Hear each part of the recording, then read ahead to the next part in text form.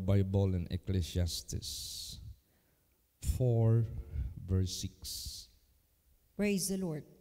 Better is an handful with quietness than both the hands full with travail and vexation of spirit. Okay. So, sinabi po dito, mas mabuti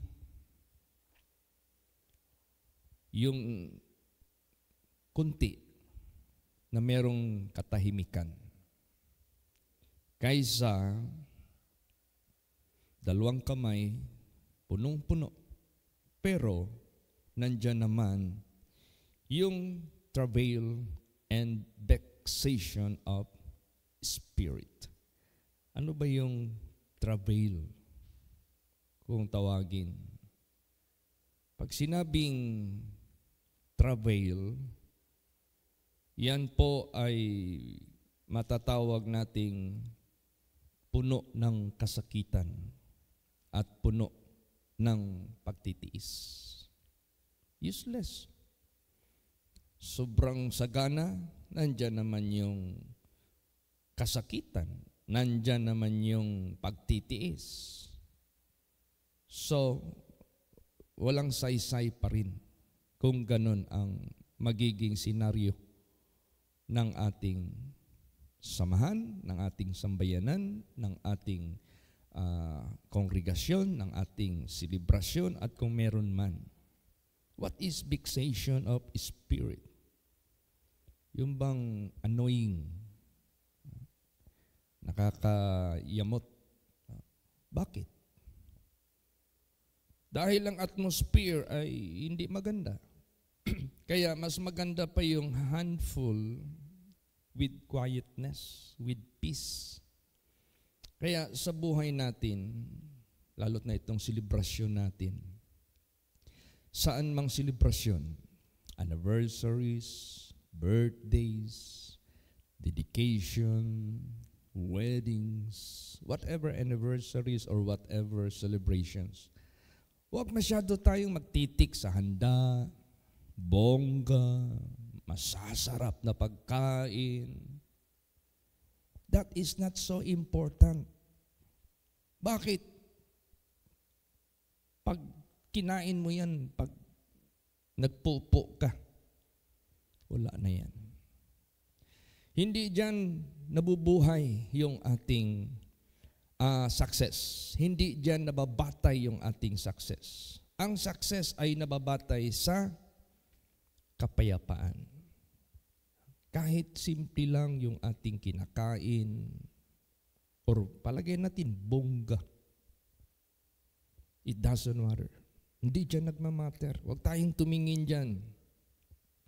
Kung ano yung i-provide ni Lord Jesus, ano yung ipagkaloob ng ating Panginoong Kristo. Praise the Lord.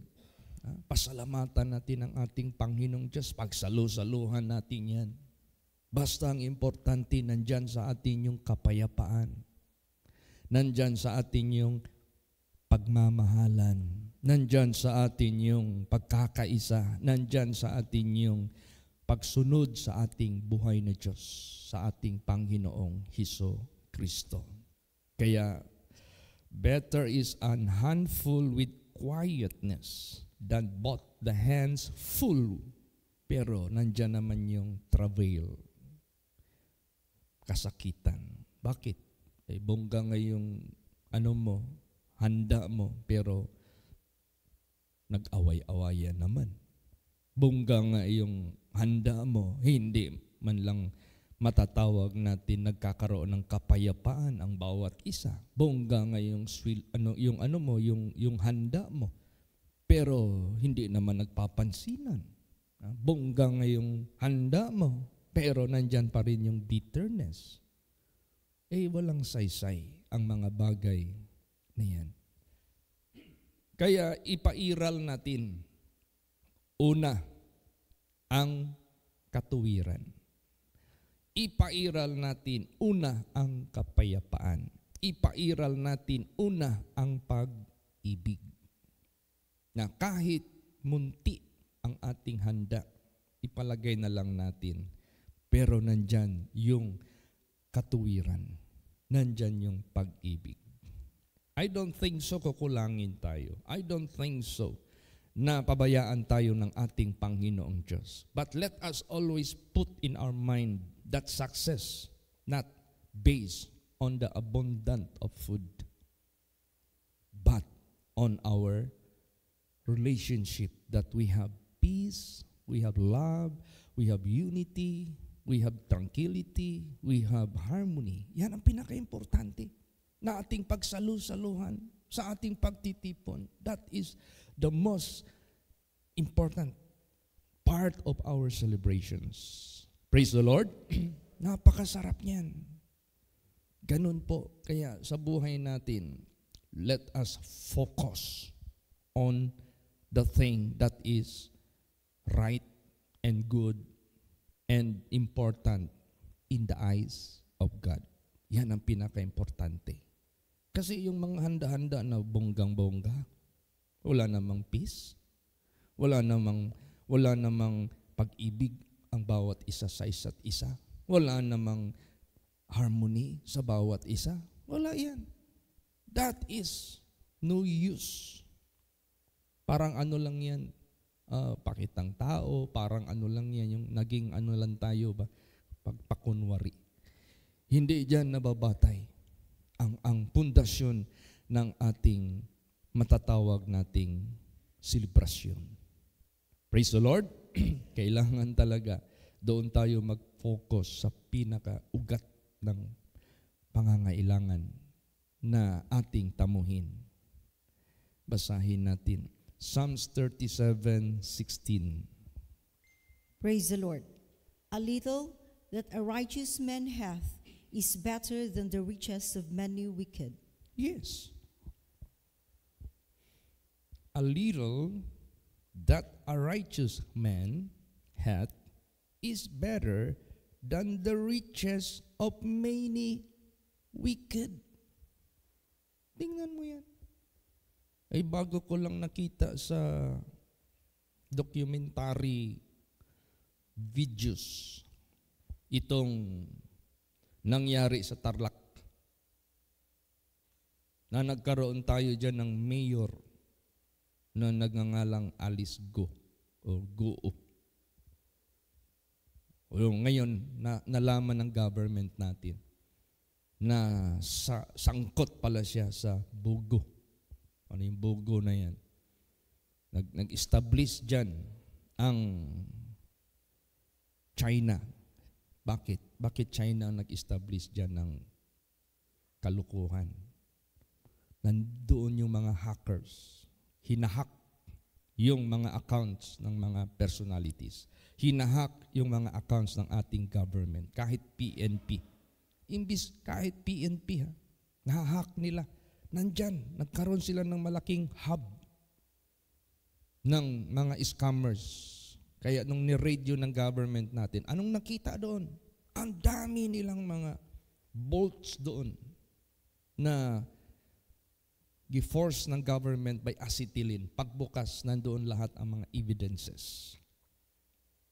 Nagsitakasan yung mga workers doon. Meron pala silang underground na ginawa doon. Yes, mayaman nga. Ang gaganda ng nandoon sa loob. Kita mo yung mga bilyas doon. Kita mo yung mga luxury cars doon. Makita mo lahat ng mga luxurious living doon. But, puno pala ng kalukuhan.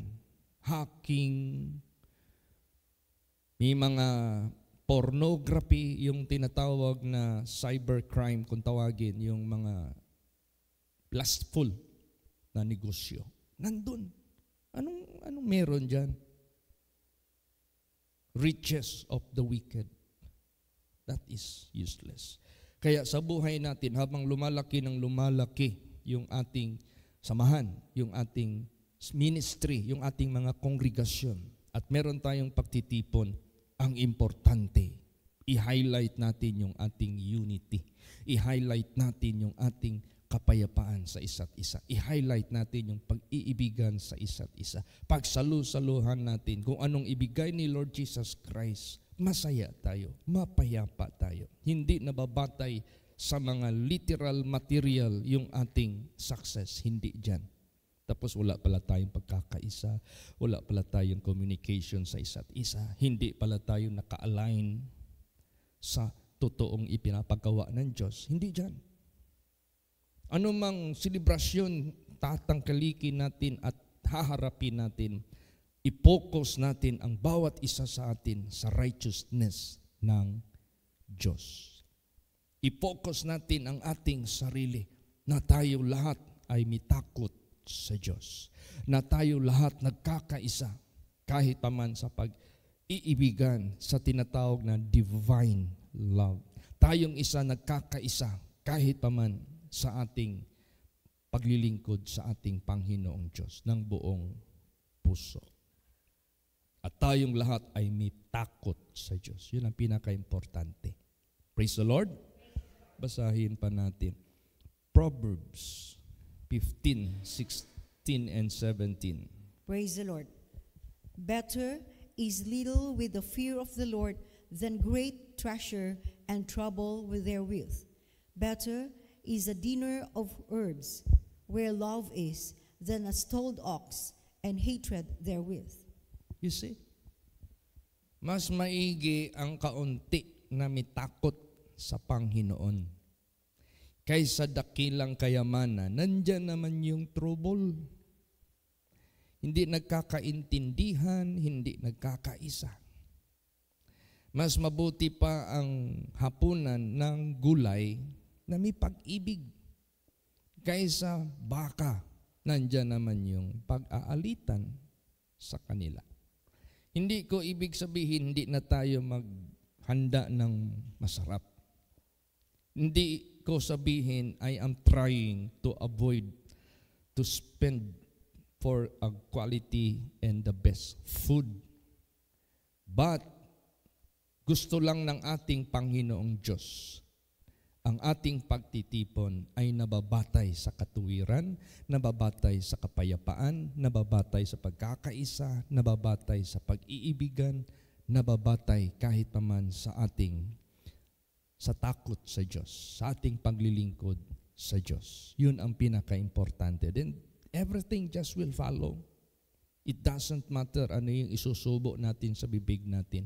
Basta we have tranquility, we have harmony, we have peace. Mas masarap yung ganon.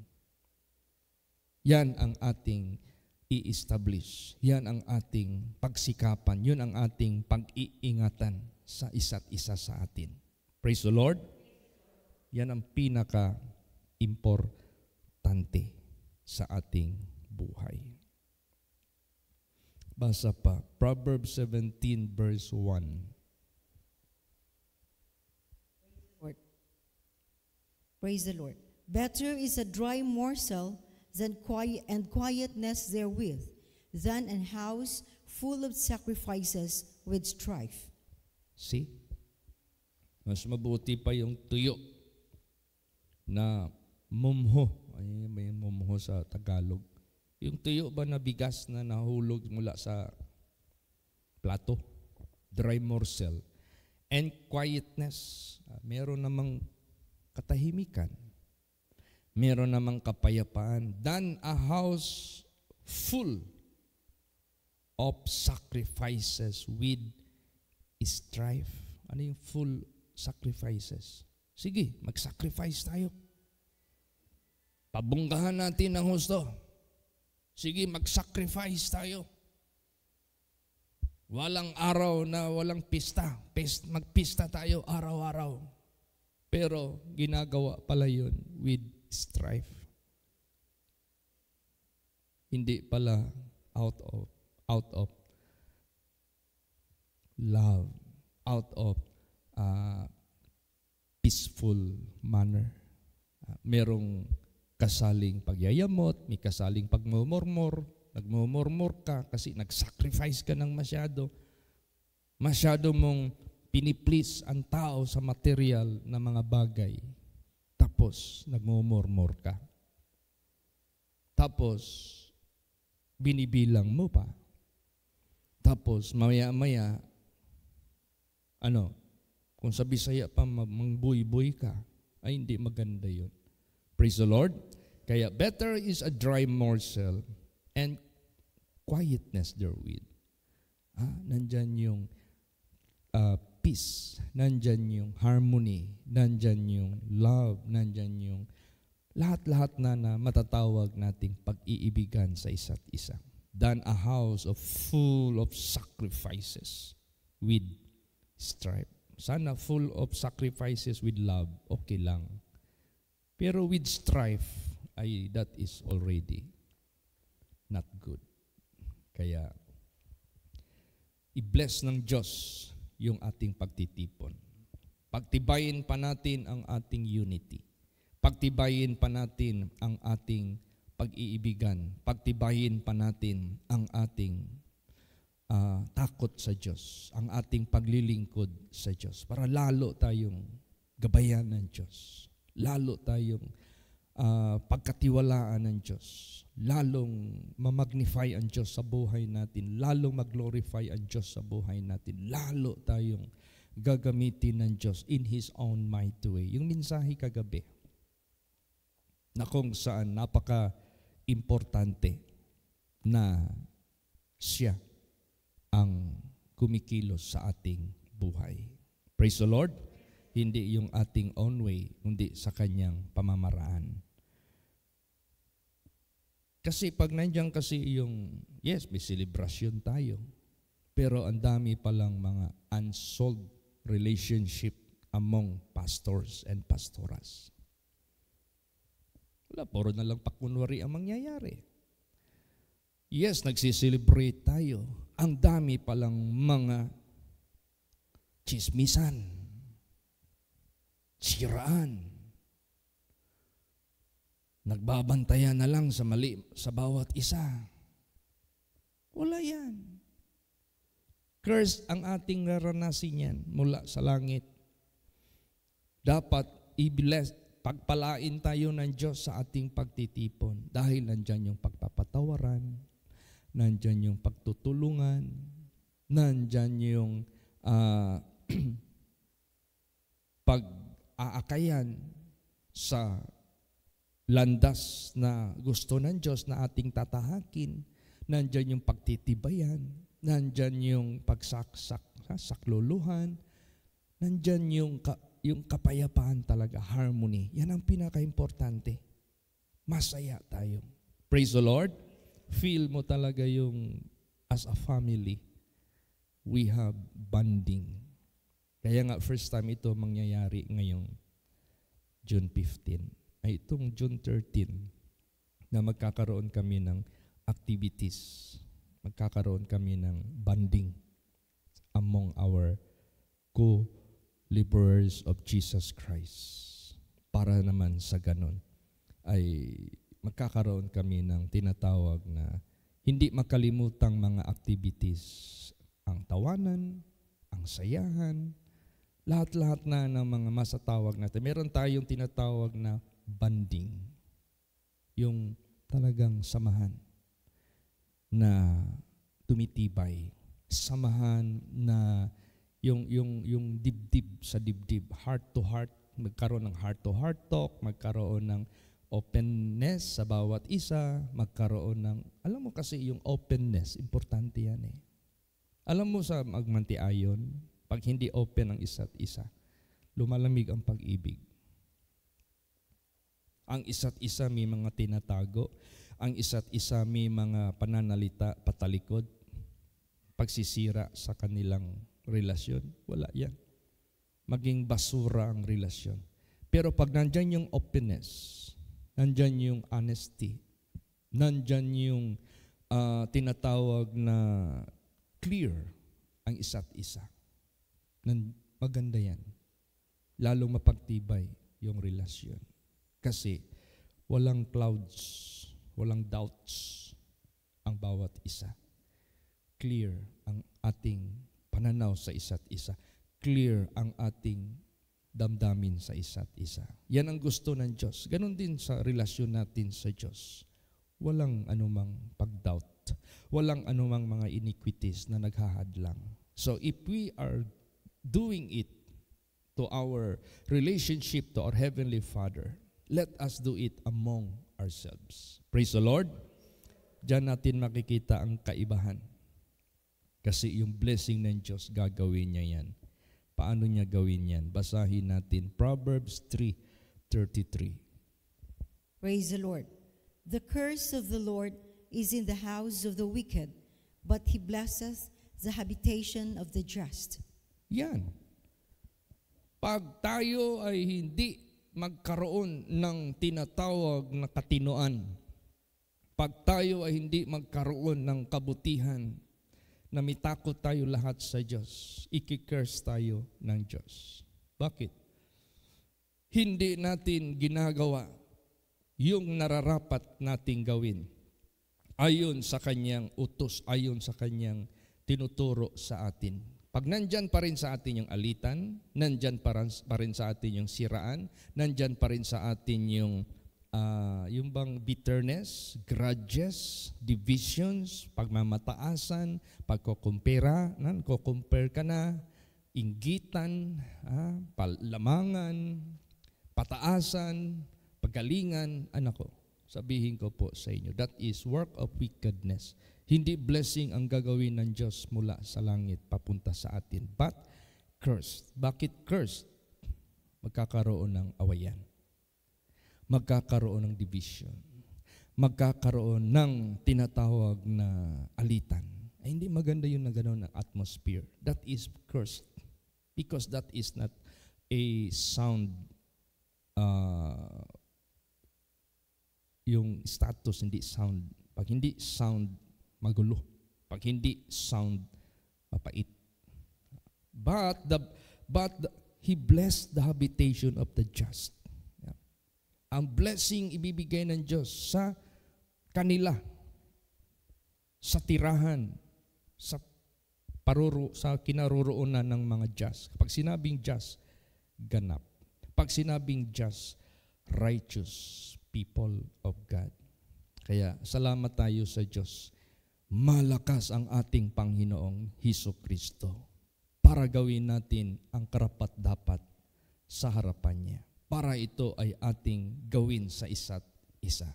At ang blessing ng Diyos, ibubuhos niya sa atin. Isasagutin ng Diyos yung ating lahat ng ating hinihingi sa Kanya. At lalo tayong papagkatiwalaan ng Diyos sa mga gawain. Papalawakin pa niya, palalakihin pa niya. He will add more things to us for the work of the ministry, for His glory and for His honor. Matutupad yung objective ng Diyos. We do not choose Him, but He choose us. That He ordained us, that we may bring much fruit. Yun ang matutupad. Mapupostro lang yan if God will bless us. Ibibless lang tayo ng Diyos if we are just. Masunurin tayo sa Kanya, matakutin tayo sa Kanya. At saka sa experience natin, it doesn't matter what kind of food it's being served. Ang importante dyan, you are satisfied. You are being yung contented. Yan ang importante dyan eh. Wala kang murmuring, wala kang complaining, wala kang disputing, wala kang questioning, but you are satisfied. Paano mangyari yan? Basahin natin. Proverbs 13:25. Praise the Lord. The righteous eateth to the satisfying of his soul, but the belly of the wicked shall want. Yes.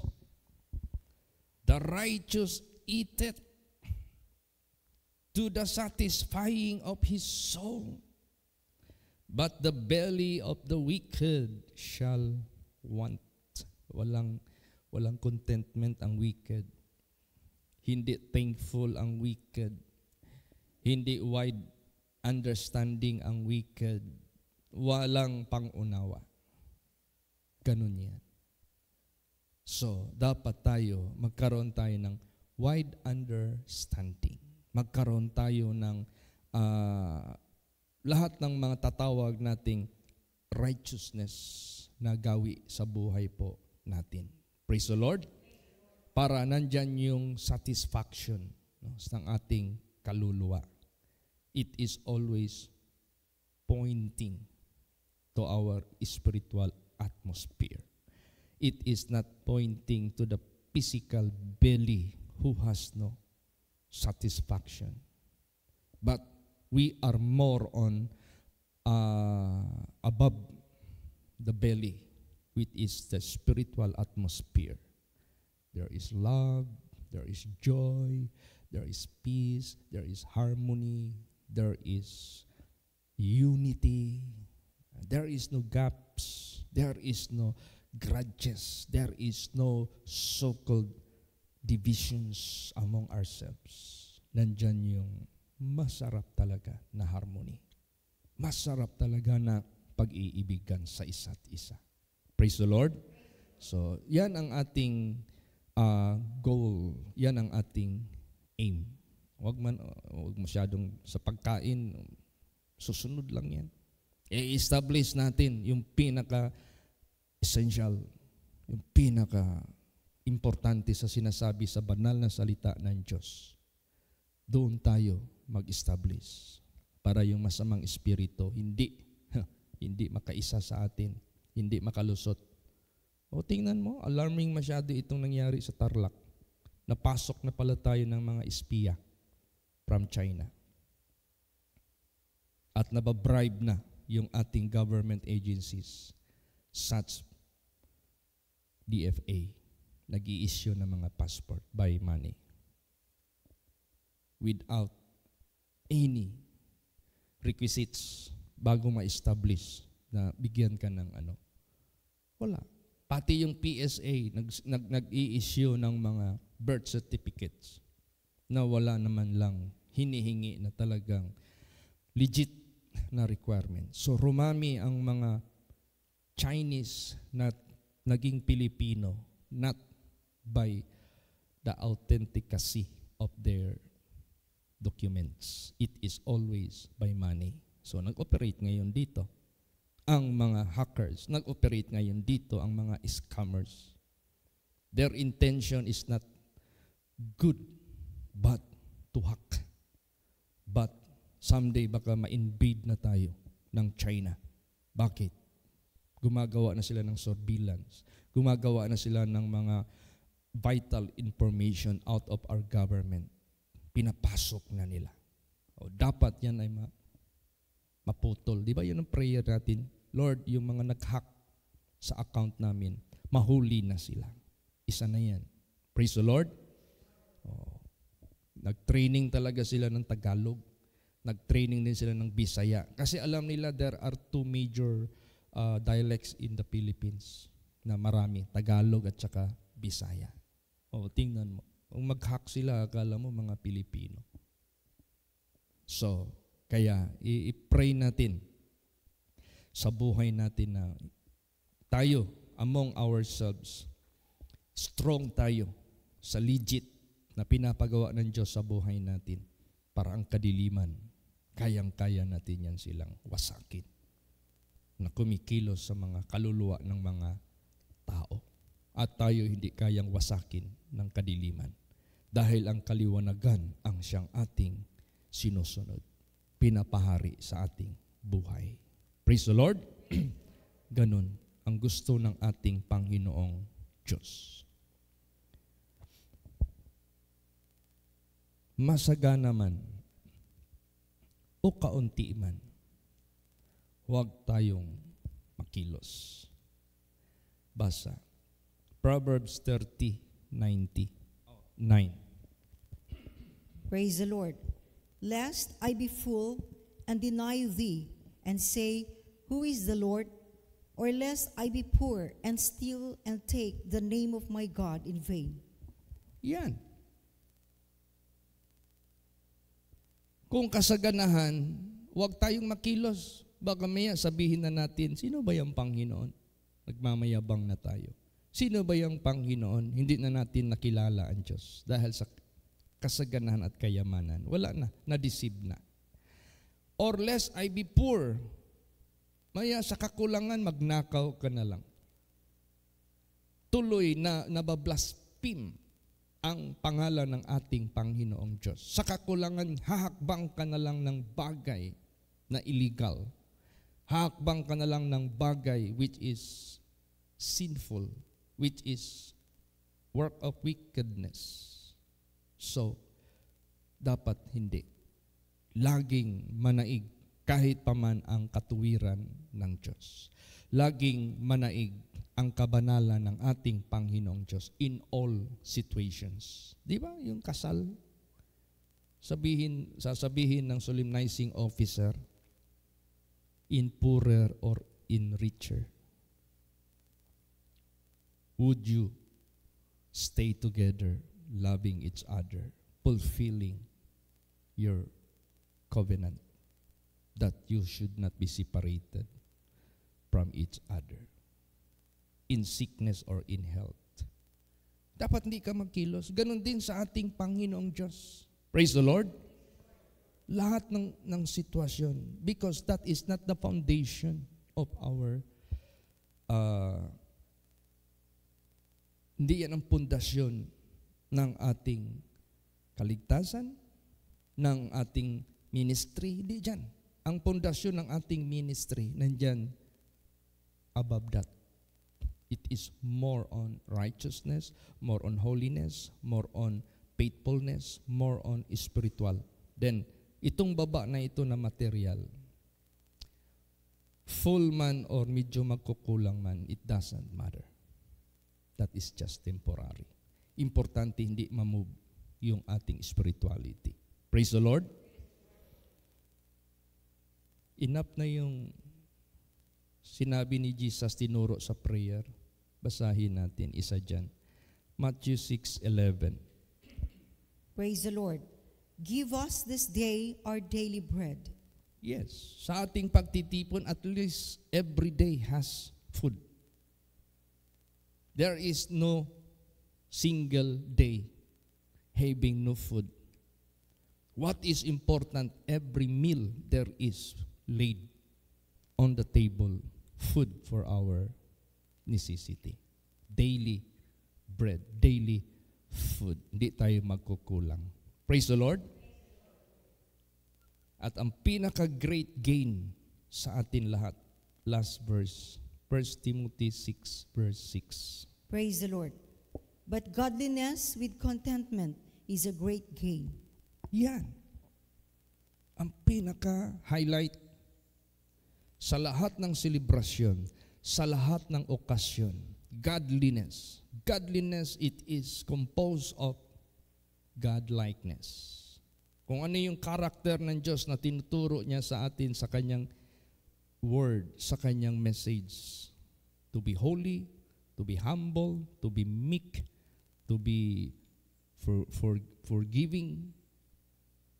Yung bang nagpapatawad, nandyan yung kindness, nandyan yung humbleness, lahat, yung godliness, kung ano yung quality ng Diyos na tinuturo sa atin para hindi tayo maging unrighteous, hindi tayo maging worldly, hindi tayo maging lalakad sa flesh, kundi lalakad tayo sa spirit.